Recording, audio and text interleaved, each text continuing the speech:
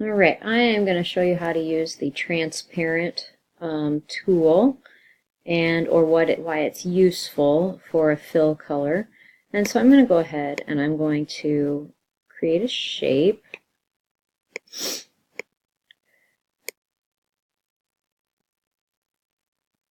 And we'll create maybe just a couple other ones.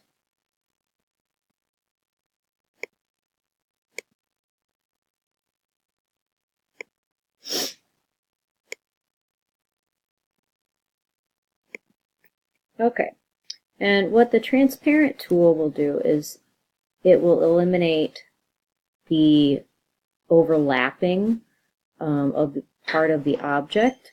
And so I want to select the object that I have, and I'm going to not have a color, but I'm just going to click transparent for those objects, and you can see how we can now see through them.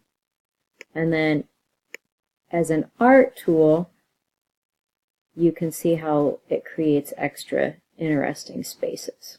And that's all it is to use the transparent part of a shape. Now you can also make the outline transparent, but if I make an object line or outline transparent, watch what happens.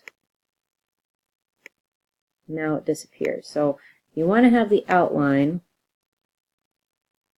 there. Okay? Alright, so that's how you use the transparent tool.